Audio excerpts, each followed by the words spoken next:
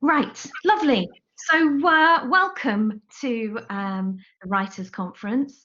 And as we have already seen, we're online this year for the first time ever. And because this is the first session, there are perhaps a few teething problems, which is to be expected, really. My name's Leanne Loden. I would like to let everybody know that if you could turn off your microphones if you are not one of our panelists, that would be really lovely. The microphone button is on the bottom of your screen. It's just a microphone shape. And if you just click on that, it will turn off for you. That just means that we then don't have any echoing round while people are speaking. So yes, welcome to the conference. This is the Creative Writing in Communities panel discussion. And I am really delighted to have three fantastic writers here to talk about the benefits and the challenges of supporting local communities to engage with creative writing. Before we begin, I'm just going to introduce our three panel members for you. So, first up, we have Andy Barrett. Andy is the Artistic Director of Excavate, a participatory arts organisation creating heritage, site-specific and community-based theatre both in the UK and abroad. Andy is a playwright and an academic and co-founded Excavate in 2000. His work for stage and radio has included a Sony award-winning series, Wally, Cloning Meets Country Western Musical, which the Times chose as one of their top 5 shows in 2010. And the first ever stage version of Ibsen's The League of Youth, his most recent play, Tony's Last Sleep, is based on the diaries of Tony Benn and was recently finished a national tour that ended with a special performance at the House of Commons. Our next panelist is Panya Banjoko. Panya is a UK-based poet and PhD researcher at Nottingham Trent University with a Vice-Chancellor awarded scholarship where she's writing a practice-led PhD rooted in Nottingham Black Archive, the archive she founded. Panya's debut collection of poetry, Some Things, was published by Burning Eye Books in 2018. Her poems feature numerous anthologies, including Clever Girls, winner of the Working Class Studies Association's Jake Ryan and Charles Zachary Award for a book about the working class academic experience. Panya is a multi-award-winning poet, coordinates a Black Writers Network, and is patron for Nottingham University. And finally, our final panelist is Jamie Thrasavulu. Jamie is an award-winning writer, poet, and educator from Derby. His work has been published in the Morning Star, Low Light magazine, The Arsonist, Glove, and Here Comes Everyone. His debut collection, The Best of a Bad Situation, was published by Silhouette Press in 2017, and his second collection, Our Man, was published through Burning Eye Books in 2019. Jamie's toured all over the UK, performing at literary festivals and events including Outspoken at the 100 Club, the Everyman Theatre, and the Royal Albert Hall. He's also been commissioned to write for Derby County Football Club, the BBC, Apples and Snakes, and National Poetry Day and the Heritage Lottery. So welcome along to the three of you. It's really nice to have you here, and I'm really excited about our conversation. So with that in mind, I wanted to start by asking you a little bit about your personal journey with creative writing facilitation in communities. I'd really like to know how you got into doing it and what have been some of your favourite projects to date. And I'll start with you, Panya, if I can, please. Yes, good morning, Leanne, and I'm just going to remind the attendees once again to turn off their microphones because there's a little bit of noise in the background. Good morning, everyone, and thank you for joining us this morning. So in terms about my personal journey with creative writing facilitation in the community, and that is what you asked me, wasn't it, Leanne? Yes. And yeah, and how I got involved in it. I guess I've always worked with groups that can be classified as marginalized. And so I got involved in writing in the community because I wanted to amplify the voices of people whose voices are usually unheard. And so one of the things I did was set up a Black Writers and Artists Network. And through that, I then began to deliver a whole range of creative writing projects. And the most successful and the best to date was one in which we, at the end of it, we produced an anthology of Black writers in Nottingham. We produced an anthology called When We Speak. But in addition to working with members of the African Caribbean community, I've also delivered creative writing workshops in the community for women who, again, I would classify as a marginalized group. And what's been really great about that is seeing the voices of women being amplified, seeing their confidence grow, and seeing them go on to pursue writing more seriously. Fantastic. Thank you, Panya. And I think that's one of the really lovely positives about doing this kind of work, is to show people that who don't necessarily think of themselves as creative, that creativity is actually for everyone. So I think that's really powerful. Thank you for sharing that. I'm going to move on to Andy, please, if I can. So the question was about your personal journey with creative writing facilitation, Andy.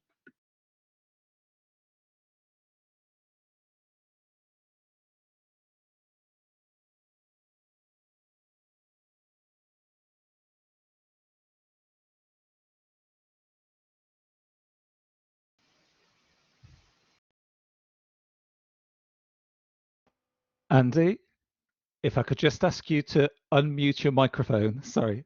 And I've done the classic speaking with the muted microphone on. Good morning, everyone. Sorry about that.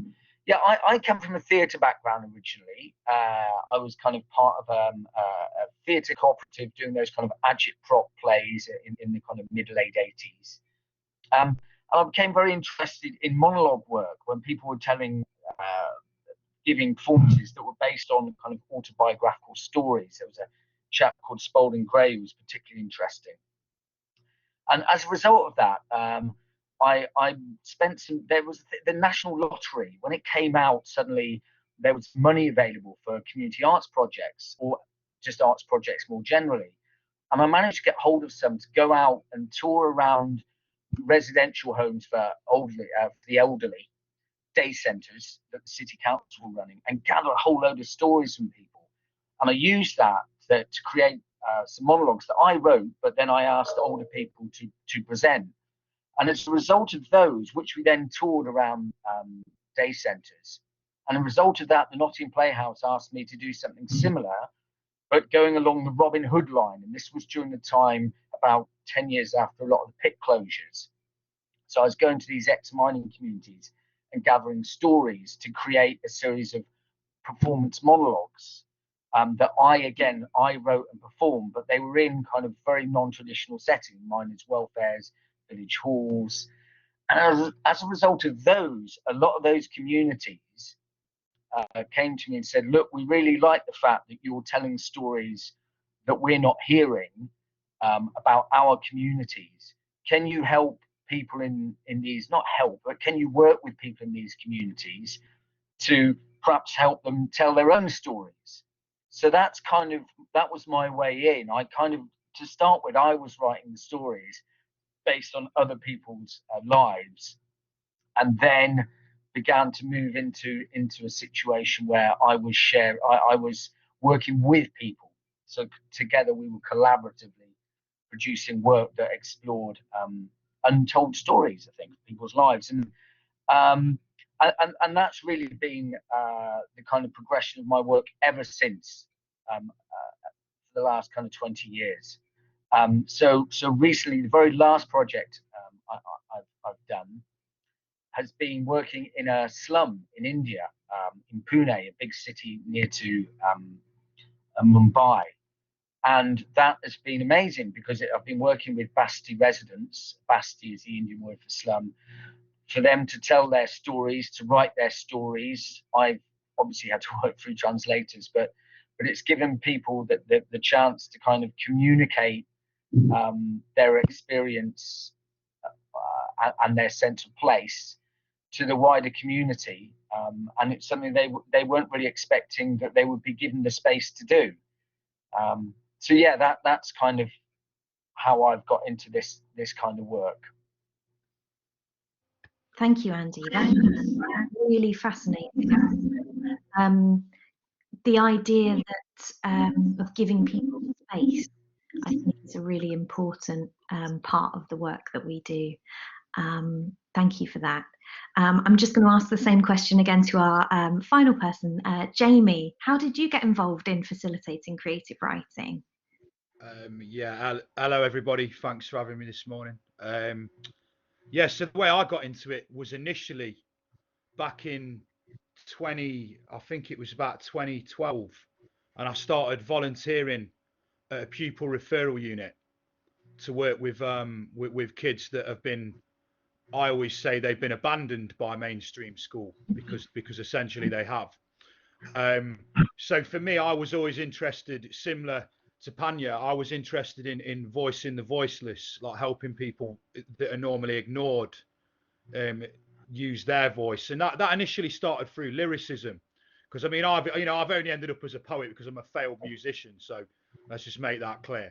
It's much cooler being a rock star, but I never quite made that, so I sort of became a poet instead. So yes, I used to work with a lot of kids, just spitting bars as they'd call it. And then I got sort of onto other projects through that. So then, yes, I started working for Writing East Midlands on the City of Sanctuary project in Derby, which was really great.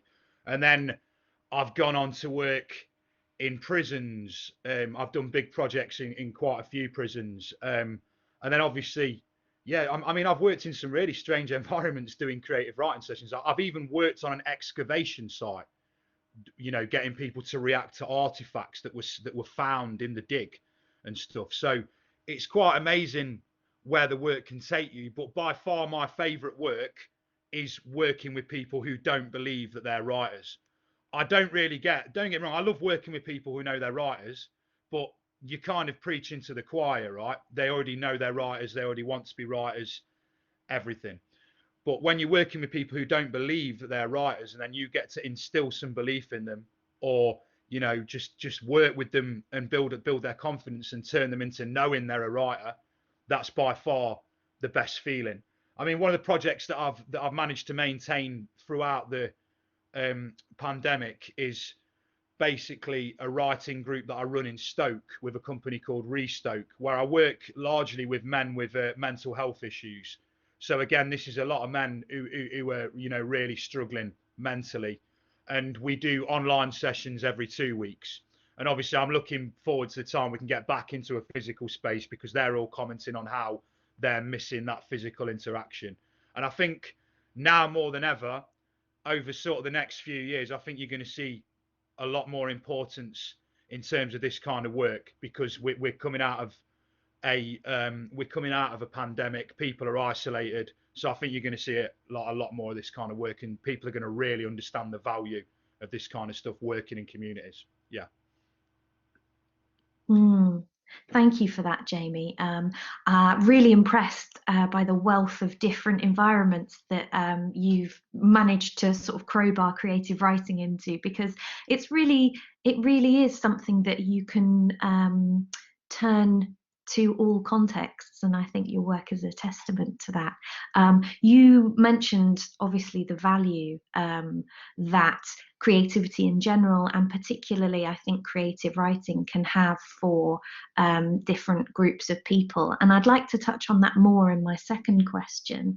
I'm really interested in what the benefits are for communities and community groups for these creative writing projects. So I think it's really interesting for us to sort of reflect on why it's vital really for people to have access to creativity in this way. So I'm going to ask that question of Panya first, if I may, please, Panya.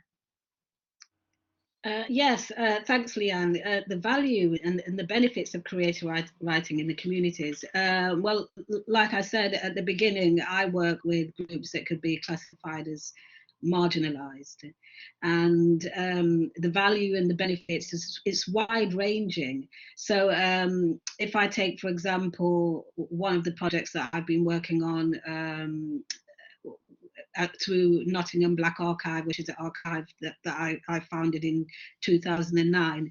I've been working on a project called When We Worked at Raleigh, and getting the, I call them elders, to reminisce and talk about their time when they were employed at Raleigh, and then getting younger members of the community to respond to that through creative writing. And what it's been able to do with that project is to get the younger people to actually engage with the elders, to reinterpret their experiences and create something new from it through creative writing. And what the youngers have said really is that they've been able to access their history, learn more about their history and the Black history here in Nottingham, and how that's given them a sense of identity, a sense of belonging.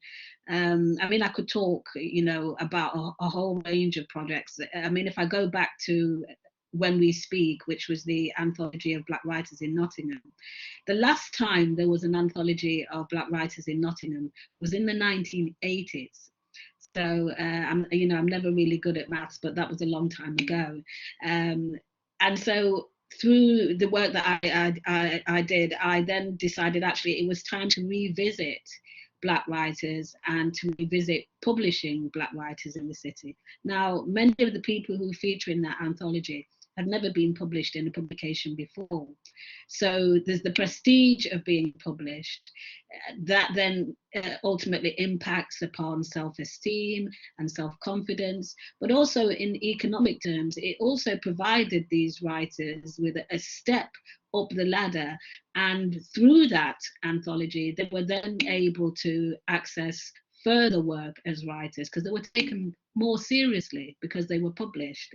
So the value and the benefits, is wide ranging. It can raise confidence, it can connect people to their locality, it can help them economically as well. There's a whole range of benefits from being involved in community initiatives. And I guess the term community makes it seem less than, if it was an academic initiative, it might be seen more than, but actually, it provides value and benefits and long-reaching benefits too.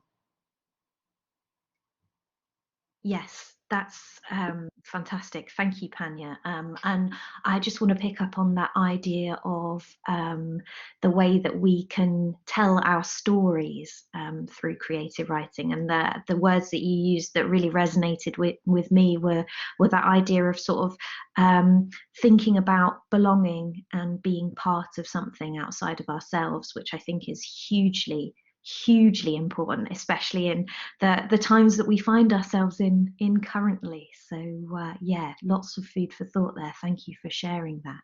I'm going to move to Andy next, if I can. So Andy, your work is obviously from a theatre perspective, so it'd be really nice to hear your perspective on what the benefits are for the people who you've worked with and the communities that you've worked in. Well, picking up on a lot of what Panya said, I mean, I think the thing that's really important is that if you don't tell your stories, if you don't tell and own your own stories, other people will end up telling them for you, and they will define you through that. And so telling your own stories is essential because it's about staking your identity and not letting other people label you. As a theatre maker, theatre is very much connected to a kind of collaborative social and experience. So although the whole idea, and I know that individual creativity and the kind of individual things that people get out of creative writing are important, But for me, it's much more about the social experience. And a lot of the work is very much connected to the idea of communities of place and the importance of place and of being rooted and connected to your physical location, your physical environment, the other people that share that space with you. And I think this is something that's going to be really important. I think there's been a real reconnection to the local over the last year that will continue to happen. So for me, the benefits of these writing projects are very much about providing frameworks and experiences for people to interrogate and reconnect and explore their sense of place and all the tensions that those places may hold, and all the differing types of communities that may share that space, and give them an arena to have dialogue. Because one of the other things, of course, that's become apparent over the last few years is how much people are increasingly going into silos and not having a space in which to kind of explore differences and to converse with each other. So for me, what's so important is about creating these frameworks to allow people to collaboratively create presentations of place in whatever way that may be.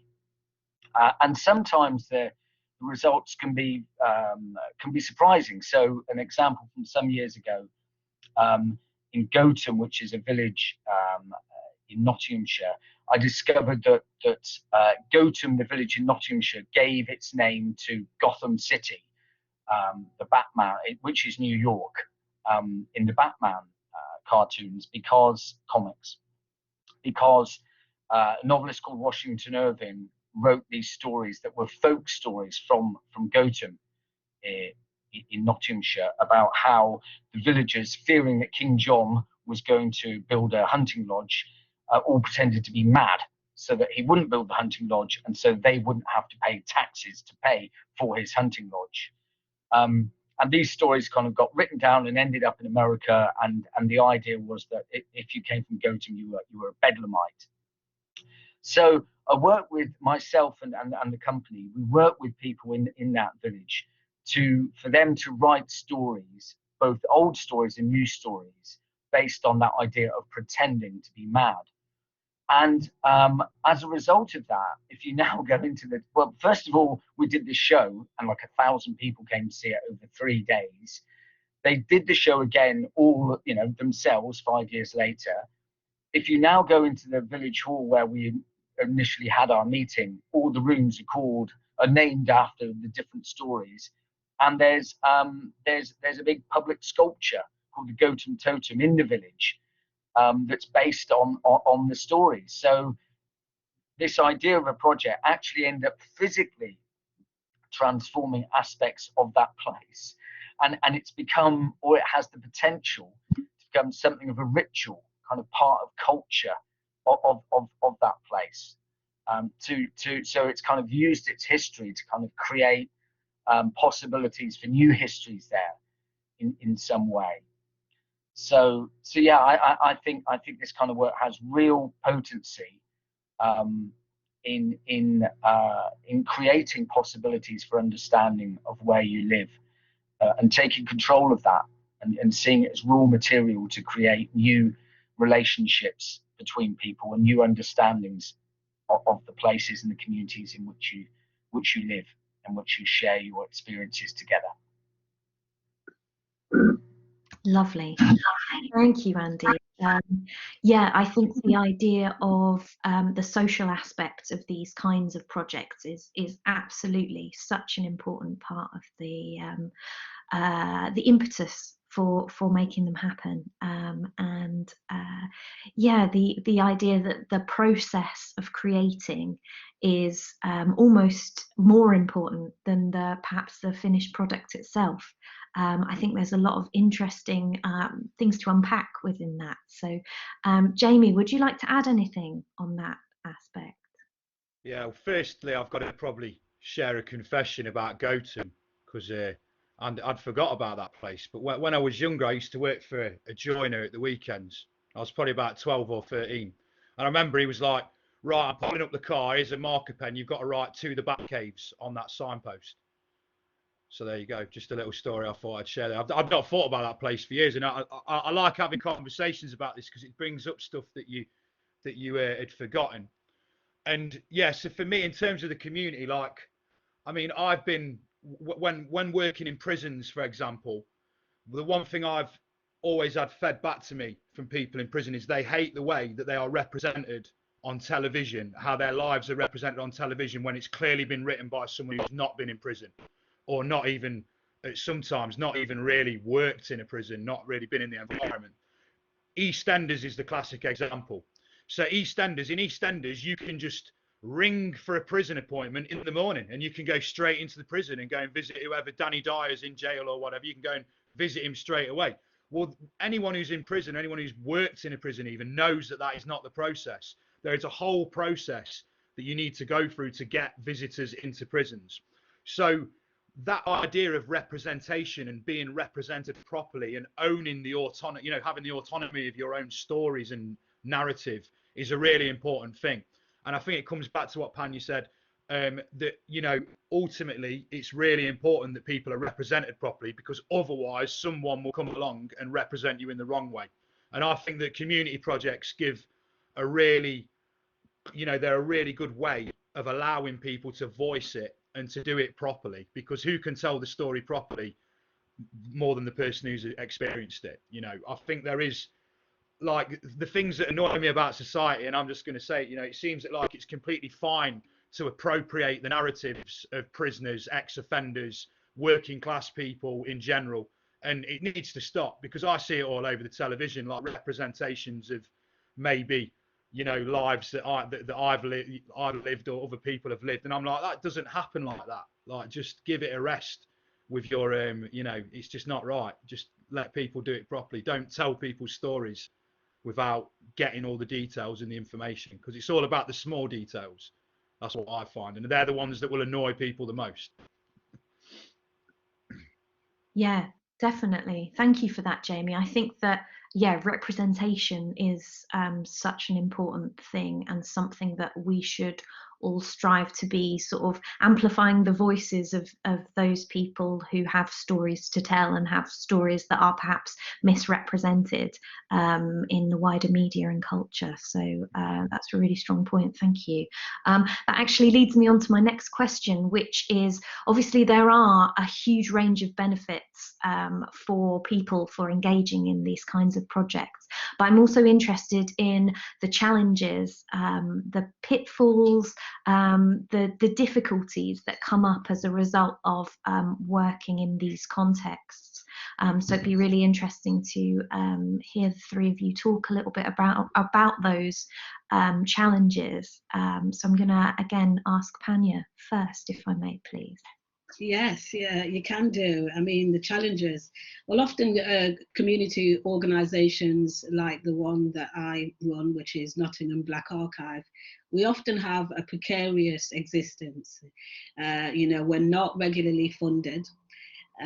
We are on the sidelines of the mainstream heritage landscape.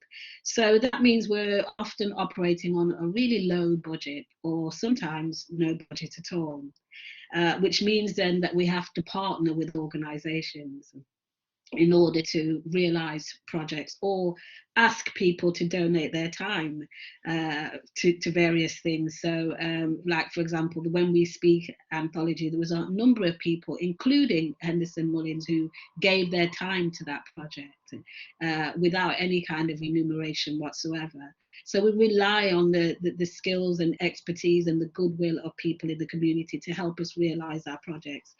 If we do partner with organisations, which we do, and which I do through the work that I do, then it's about deciding what that partnership is, and making sure that partnership doesn't impact negatively on what it is you want to do, which is amplify the voices of marginalised people. So there's that negotiating that you need to do to say, well, actually, no, I feel as a community member and as somebody on the ground, grassroots, that this project should really go in this direction, and not in a direction of what the funders might want to see as an outcome. So you have to tread that line.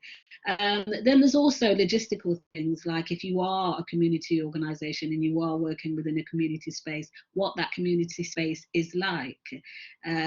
You know, so I've been fortunate enough to work with a number of different organisations in partnership. So, for example, the Nottingham Contemporary, when I was delivering a range of community courses for women, they gave me their space in kind, which was a really nice thing to do. But that meant that we had a really excellent space. We had, you know, a computer. We could have a PowerPoint presentation. We had the whole gallery as a resource as well. Sometimes community creative writing projects are set in environments where you don't have all of those resources and facilities at your fingertips, which can to some extent impact on what you really want to do with that group. So so those are some of the issues, you know, working with the right partners, negotiating what the outcome of that will be, having the right space or spaces to deliver a project of a high quality, because just because you're delivering a project in the community doesn't mean you need to deliver something substandard. You want to deliver something that's good quality in a good space with good resources, or at least I definitely do. And you want to give people, you know, an excellent experience at the end of it. And sometimes it can be difficult getting all of that together. Fantastic. Thank you, Panya. Andy, did you have any points to add to that, please? Yes, I think for me, one of the biggest challenges, and it's around the idea of kind of co-creation, and this idea of between us as a group, we're going to decide what it is we're going to make. And very often there's a real chicken and egg situation, I find, because I like to go into when I'm working with a community with a real open mind of what it is we might create, what the form will be. You know, it may be a performative type of form where people will be reading things out or performing things out or acting things out rather than something that's printed. But there are many different ways in which you can do that. And sometimes people, I think, get anxious if they can't see what a potential form of output may be. And so very often find I'm in this situation where I'm having to say to people, look, there isn't, we will invent something new. Wouldn't it be great if between us we can come up with something that's never been done before as a form? And that's usually met with kind of people scratching their heads and not really liking that. So I very often end up showing various models of projects that I've done before, but never wanting people to say, oh, we'll do that one, or we'll do that one, or we'll do that one. So there's always this interesting tension for me, I think, working with communities about how open we can be at the beginning, so that we can really feel that we're kind of, you know, groping our way towards creating something that we had no idea we were going to make when we started. So that's, I would say, for me, that's generally the biggest challenge. Thank you.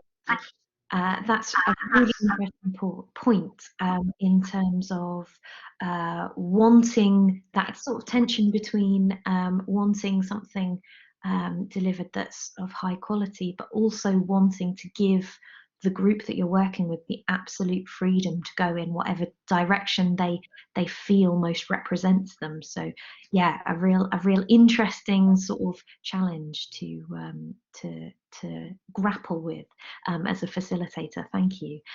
Jamie, did you have any thoughts on this one, please? Yeah, obviously I can share in some of the sentiments of what's been said already, but I thought I'd focus on a couple of things that spring to mind that haven't been mentioned. So the fact that you are often floated in to communities, so whether that's a prison community, a school community, a pupil referral community, etc. What I have found is actually sometimes the biggest sort of barrier are the people that operate in those spaces all the time. So you only have to get one authoritarian teacher to like ruin the atmosphere of what you're trying to do, or one authoritarian prison guard, which I've had in certain circumstances. So I think what has actually, probably served me quite well is the fact that I'm a bit outspoken and that I will just say something to people if I'm not happy with it. So I've had to have prison officers changed. For instance, in a prison, I've been like, you are not doing this group any justice. You're ruining the vibe of what I'm trying to do. And then I've had them like challenge me and say, well, you can't say that to me. And I'm like, well, I can actually, because I'm not answering to you. I've been brought in to do this job and you're disrupting me from doing my job. So I've had that happen in a prison on a number of occasions, actually. And I've also had it in schools where I've had to literally turn around to the teacher and just say, you don't need to get involved. I've been brought in to run this session. I understand you've got someone who you might see as being a little bit unruly or whatever, but I can cope with them because that kid was probably me. Do you know what I mean? Like I was like that at school. So I think sometimes it's just, you've got to approach it. You've got to be a bit brave at times, and you've got to maybe text people to one side and try that way. And if that doesn't work, you just have to, go a bit higher. And sometimes that has to happen. But yeah, that's certainly a challenge that I don't think is probably spoken about as often. And also, I do think it's a bad challenge for someone who maybe isn't as outspoken as me. And it's, yeah, I think it needs to, it's something that the institutions or the environments that are running as themselves, they need to think about that when they invite people in, is something I would say. Yeah. Yes, I think that's right. Certainly, you need to be supported as a facilitator going into an institution and feeling like the institution sort of buy in to what you are trying to do. I think that's vitally important. And if you feel like you're getting some pushback there, you need to, as a facilitator, be in a position where you can sort of find out why that is and try and find a path to making sure that the work that needs to be done is done. So yeah, really, really important challenge, and a challenge that, yeah, a lot of us, I think, have faced in facilitating. We've got 10 minutes left, so I'm going to ask one more question. While I'm asking this last question, if anybody has any questions that they would like to ask, please do pop them in the chat, and we'll see if we can very quickly at the end answer a couple of questions from the audience. So my last question is really around whether or how, if any members of our audience are interested in facilitating these kinds of community projects, where would they start? How would they get onto the ladder, if you like, of facilitating community projects? Panya?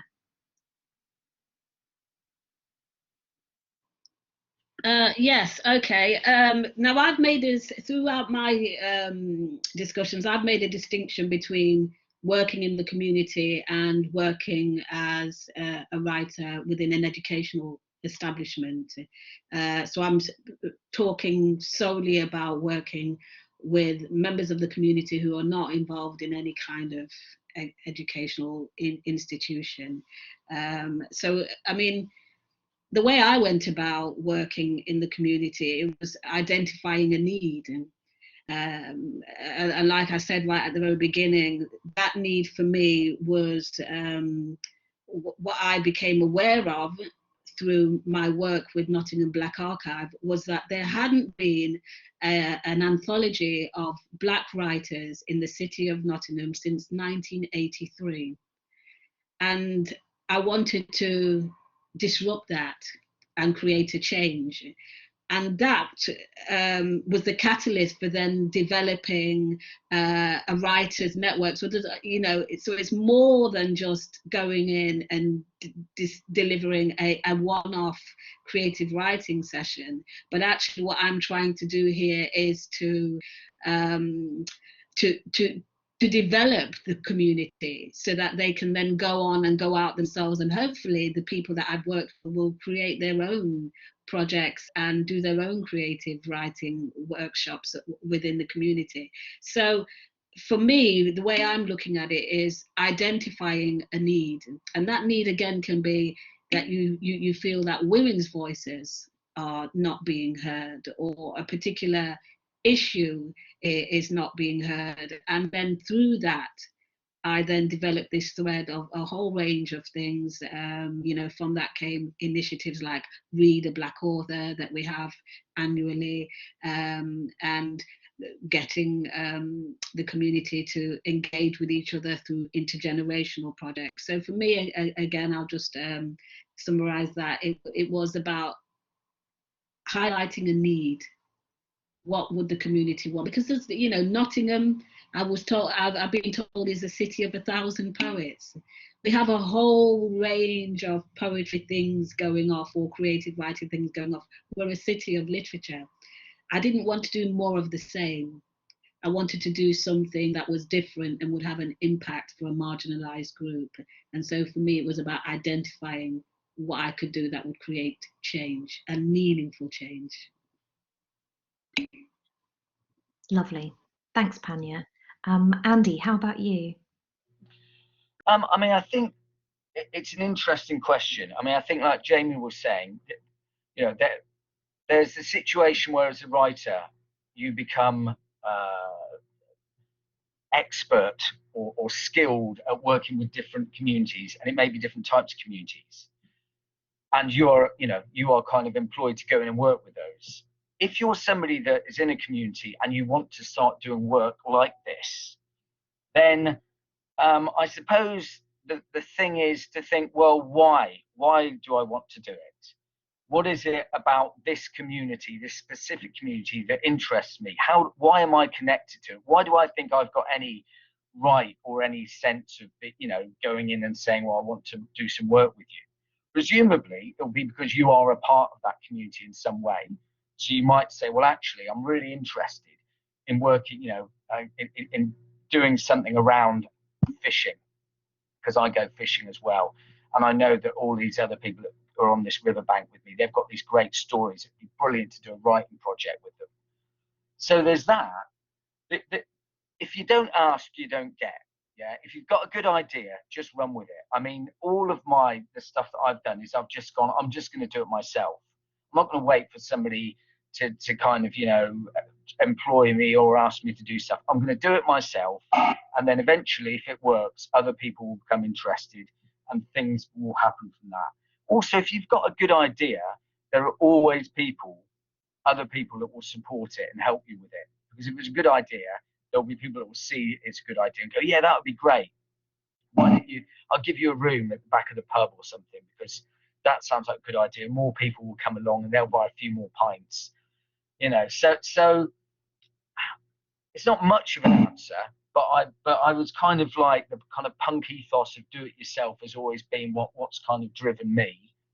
And it's not about looking for funding and this kind of stuff. It's about going, I just want to do it, and then doing it. And then if it works, from that, things will begin to spill out.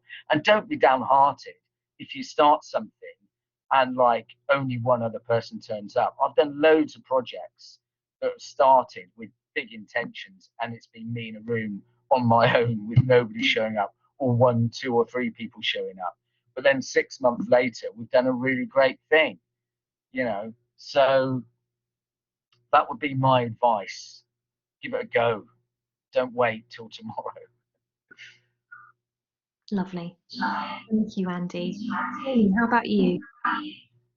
I'm going to go right back to basics and just say that I think ultimately, to work in communities, I think you've got to have shown that you've worked really hard yourself on your own writing and what you do. There's always this link between making a living as a writer and facilitation. So it's inevitable that as soon as people start thinking about a career as a creative or a writer, they start thinking about facilitation. But I think you do honestly have to look at yourself and just go, well, what can I do to ensure that I'm in the best position to be a good facilitator?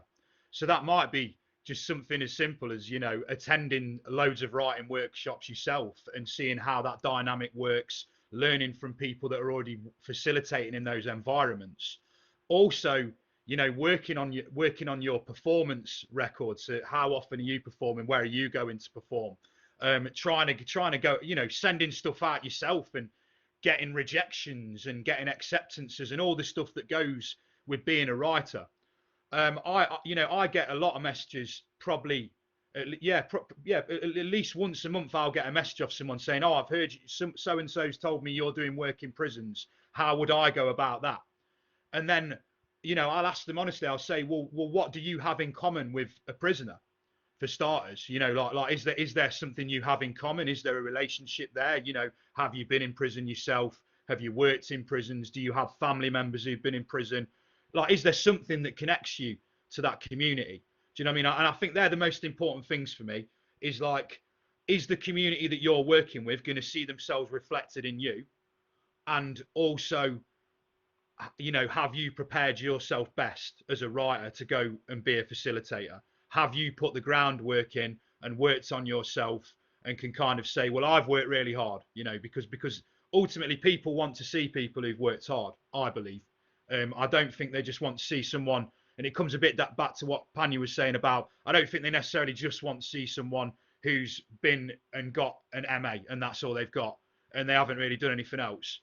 I mean, universities are already employing people like that. They've been employing people like that for years. So it's kind of like when you're working in the community, they don't want that. They want someone who you know, they can see themselves reflected now and who's worked hard. And that's kind of what I'd say, really. So, you know, you can always work harder. That's kind of what I'd say. And just be prepared for the rejections and for things to not go the right way all the time. And, you know, you might try 5 projects and 4 of them aren't that great and don't go as you planned, but you'll learn a lot from those experiences. And then, you know, hopefully you'll find your way. But yeah, just work hard and go for it. And a bit like Andy says, if you don't ask, you don't get. So I think you do have to develop the ability to create your opportunities from sheer wind, because they're not going to be there for you half the time. So you have to create them. Fantastic. Thank you, Jamie. Those were all really useful and thoughtful and well-developed answers. So thank you all for that. I've certainly learned a lot from that question. We have time for a very brief answers to a question that a few people in the chat have actually asked about the idea of helping people to articulate their stories, and the idea that that might have some sort of emotional cost to the participants, and how you as facilitators navigate that, I think. So if you could say a few words on that, that would be really good. Panya? Yes, I mean, I've worked with people who've, you know, broken down and started crying in sessions. But writing can be cathartic, you know, it can be used in that way. You know, I think I would add to what Jamie said in terms of, I think the groups that I work with, I am a member of that group. I am a woman. I am an African Caribbean person. So there's this level of trust, but not also trust. There's a level of sensitivity when I deliver my workshops. I take care with the people that I work with, because you know, they are me and I am them.